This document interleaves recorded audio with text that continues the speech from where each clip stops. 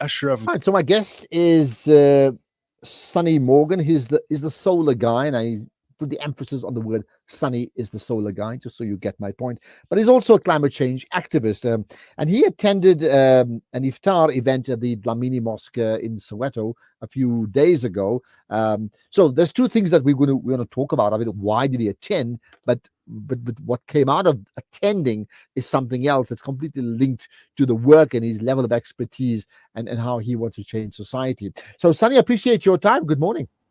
Good morning, Ashraf. Nice to be on your show. Always nice to Thank you. chat with you. Thank you so much. Right. So let's start with the reason you attended that iftar at the Dlamini Mosque in Soweto. So I was happy to get an invitation from the Palestinian Solidarity Alliance. It was Good Friday, last Friday, auspicious day for Christian people like myself. And a really, really, I think, a special moment for the mosque to open its doors to people from other faiths. And I think it was a good moment. And I thought, being this auspicious day, why not spend it a little bit differently? So I attended, happy to have received the invitation. Really, really moving experience for me. And that part, the primary reason of attending was in solidarity with the Palestinian cause, right? Yes, it was to be able to listen to stories from Palestine, but also to foster interfaith dialogue around the issues, because people conflate the issue in Palestine as being a Muslim issue, an Islamic issue, an Arabic issue, when it actually is a human rights issue. Yeah, it's necessary for Christian people to hear from the front lines how people are being impacted in that region. And I think it's also well documented. At least about 15% of Palestinians, if not 20, but at least 15, are of the Christian faith, and perhaps some of the key members historically of the Palestinian cause, like Hanan Ashrawi, it played a huge role, right? I mean, absolutely. Christian Palestinian. So there's a whole history of that anyway, right? Okay, so that was great that you attended, and obviously there's been lots of. Did a lot come out of the interfaith sharing? Yeah, it was important. It was important. There was limited time. There was load shedding, so we couldn't do the entire program. So maybe there's more time for more discussion and more dialogue to take place. But from the little that we heard, it was important. The sharing and hearing the stories from the front line was important. All right, so let's get on to the load shedding part, because I mean, let's put it bluntly, load shedding has ripped off the very fabric of our society at different levels, and the privileged complain about how much petrol is getting used in the generators. Others will complain about how there's a bit of a leak, if I can call it, on their solar panel. But for the majority, they're nowhere near that. Load shedding means no lights for hours and hours on end and no recourse, right? Now that's the part that you then, in the space that you're in, right? You picked up some issues and you committed to assisting. What did you find? So I want to say this before we start talking about that. I'm a reluctant guest, because talking about that was supposed to have been a private matter. But other people, like Hassan Lorgat, I want to mention him by name, of course, thought it would be important to talk about the interfaith dialogue, but also to talk about what I subsequently did, because it's valuable for other people, but reluctantly talking about it because I don't want to focus on myself. So I'm going to tell you to tell Hassan Lorgat, and probably he'll message me to say, I think right call, Hassan. We need to hear the story. Okay, go ahead. So load shedding is devastating the lives of everybody, right? And you only hear the stories about the rich, and you've said the solar panels, or not enough batteries, or not enough diesel, or not a big enough generator. But for the vast majority of people, especially the poor people, and the vast majority of people, load shedding is a devastating impact. And you can witness it in my line of work. I see it every single day. But here we were in a mosque, in a house of God, in a place of prayer, and we can't complete the program. And then obviously a meal was served, and people are eating food by the light of their phones. You can't tell the difference between the rice and the biryani, and the chicken. You can't find the chicken in the dark. So I just thought, there must be an easy way to do this. You must be able to do some put some lights up, and I really had an idea just to put a few lights up, and talk about how we can sort it. But then I realized, if you're going to do this thing, you're going to have to do it properly. And I spoke to the imam. I said, listen, I'd like to help, and I'll think about what the solution is. I'm in this space, in the solar space, in the energy provision space.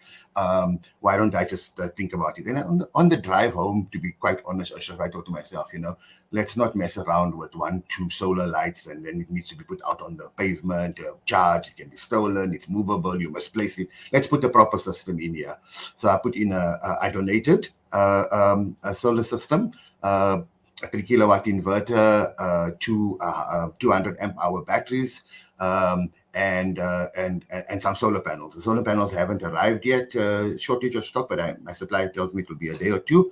But I decided, let me go and drop these things off at the mosque myself. So I went yesterday evening, just before 5, and I dropped the inverter and the solar panels. Had a chance to the inverter and the batteries had a chance to speak to the imam and the resident electrician. Told them what we need to be done. We'll come when the solar panels are done and we'll install this thing. It will be good enough to run all the lights in the at the mosque, and also to run the office. So the imam, when he's doing his messaging, let me tell you, that system is good enough to run a small home. I've sold and donated to other places in Soweto. You know that the Slovo Park thing, you and I were both at the launch. I donated the same system. In fact, this one has more batteries. So the simple issue was, it's unconscionable that people have to eat in the dark and pray in the dark. I know it's a reality for lots of people, but if there's something that I could have done at that moment, and I also think, to be quite honest, Ashraf, I was also moved by the sense of community and the deep sense of spirituality that pervaded that moment. So so and I dropped it off yesterday.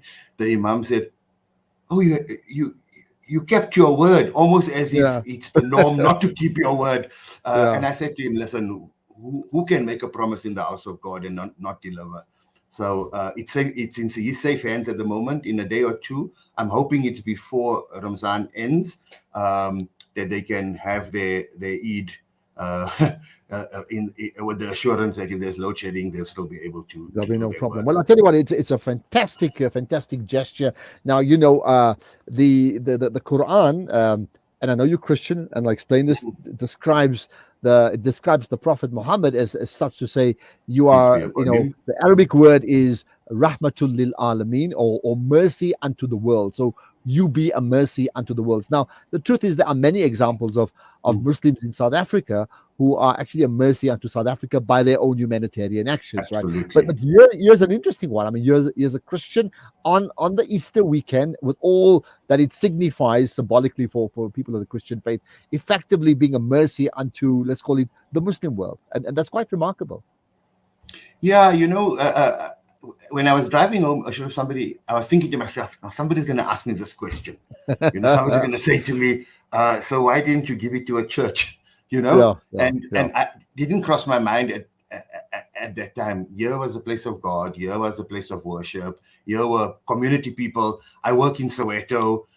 It's not my first time going to that mosque. I've been to some protest action in the past.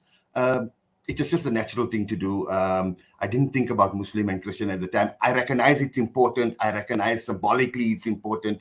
But when we talk about interfaith dialogue, when we talk about living, we're so privileged in South Africa not to have this religious intolerance.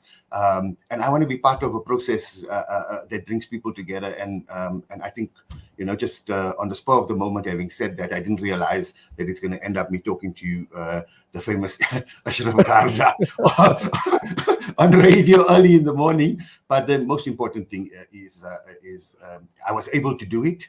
I recognize my own privilege in the situation that I have these things. I'm knowledgeable about the space, and to be able to share it with people who need it gives me real joy. You know the work that we do, Ashraf, with Rihanna.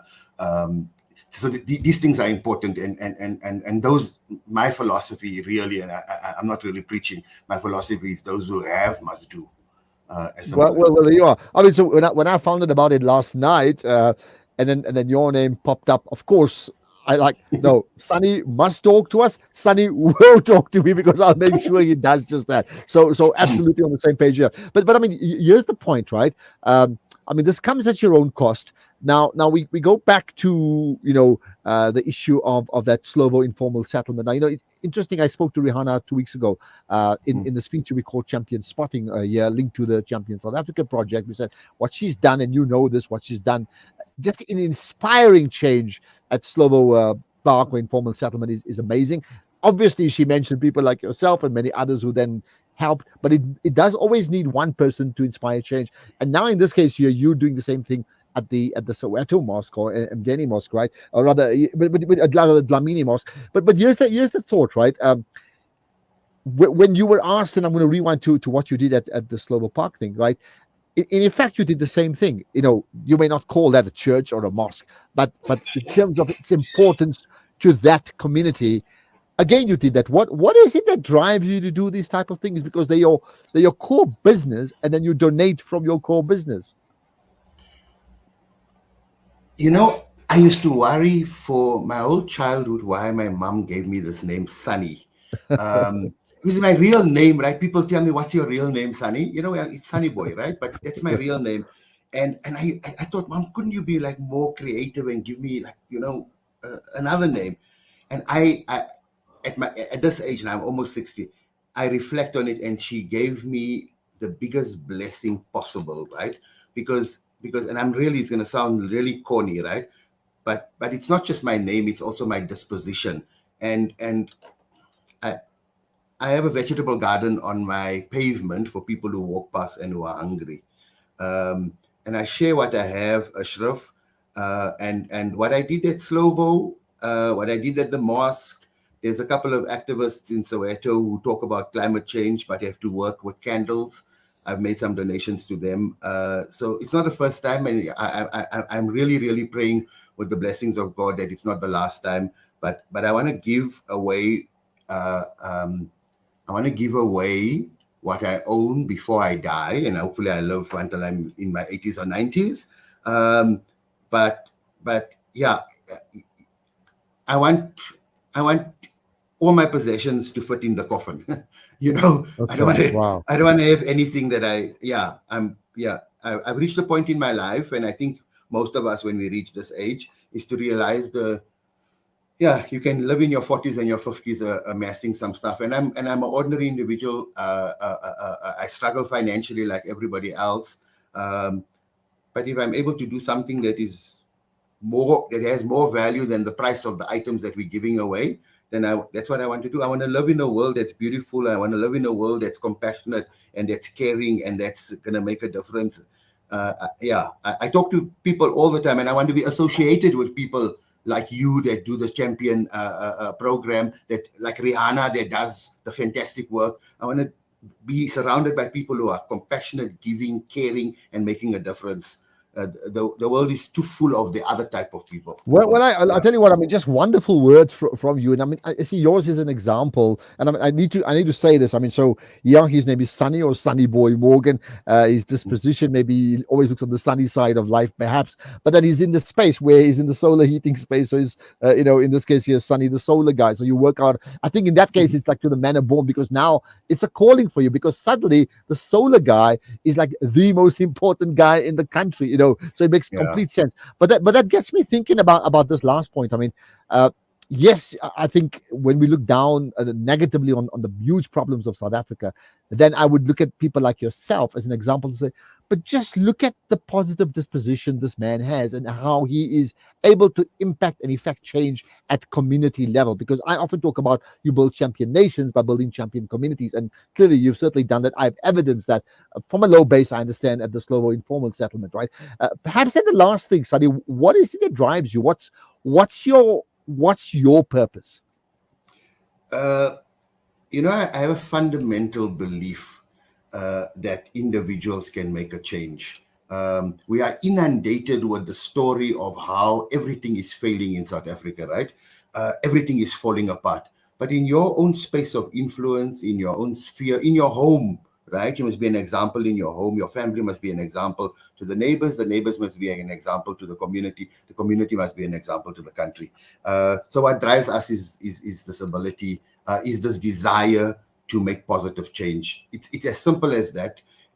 We think that the country has huge potential if we get the leadership right. It is, from a solar point of view, it's the third best place in the entire planet, on the entire planet. It's like all of the gold, all of the diamonds, and all of our minerals. We forget to include the sun. We call it the solar resource. We forget to include that in our list of natural resources and blessings. So we should be a market leader. We should be a world leader. But we're not going to get there if individuals don't step up to the plate and do what Yeah, they yeah. can. And I want to be that person. Well, And I well, want to be in the company of those people, and perhaps act as an inspiration to others. There's thousands of people, millions of people that are doing phenomenal things in the country. It's just everybody doesn't know Ashraf Hassan. yeah. Well, I mean, I think, and I'm not saying this lightly, okay? Mm, I think this conversation that you and I are having, and it's live now, but it can be shared on our podcast and YouTube with others. I just think that it could be one of the most significant conversations that I've had, and could mm. well be one of the most significant conversations that people listening and watching would have had the privilege of doing. And I'm not saying that lightly, and I'm not there because I think it can be significant in terms of how it will drive impact to them. So, very much thanks to you, right? I'm going to end with this, and it's not part of the plan.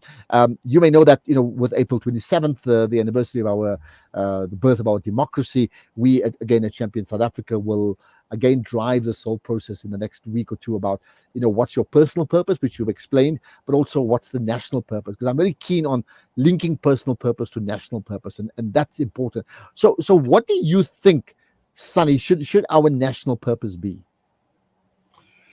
So it's to develop, nurture, and realize the full potential of all of our people. When we talk about South Africa, we'll talk about Madiba, we'll talk about the political people, we'll talk about Christian Barnard, we'll talk about, but we need to be talking about Joe Soap, Joseph Shabalala, we need to be talking about Mr. Dlamini, we need to talk about Mr. Naidu, ordinary individuals that can rise to excellence. And we don't need a lot. Somebody asked me the other day, so what do you think government can do? I said, for the large part of it, government can get out of the way so that people can rise to their full potential. But I realize that government is a key player. So they must create the enabling environment so that there's lots of Sunnies and there's lots of Rihannas, and we can multiply.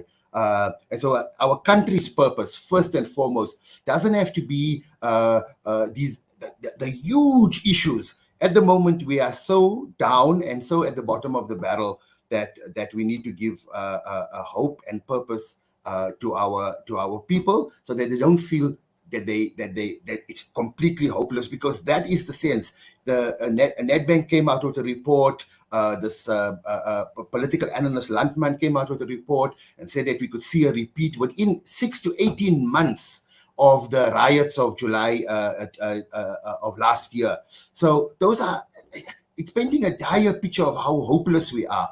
But actually, we haven't realized the total potential that resides in our people. And government pays lip service to how important small businesses are, right? And they say, now it's the backbone of the economy. But the red tape and all of those issues that hamper small businesses, we must unleash the true potential of our people, and then we'll accomplish more in 10 years than the government did in 30 years. Well, I like what you're saying. Tell the government to get out of the way and let the people run the country. I know Absolutely. it's not that simple, but the point is Yes, of well taken. course. But you're right Mm, about the potential. If we can, if the national purpose must be to tap into the fullest potential of every single person who lives in our country, then mm, naturally the country will take a step up to become that champion nation. So in simple terms, from a champion South Africa perspective, it would be like, you know if we don't have the champions, we need to build the champions. We need to build the champions in Absolutely. every community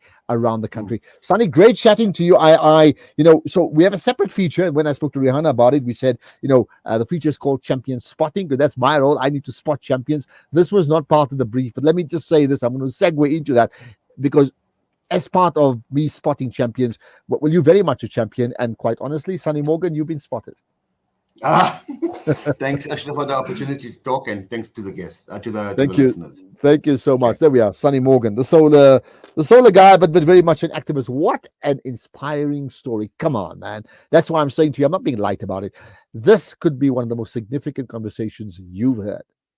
Think about it, share it, let other people hear it, and then act upon it.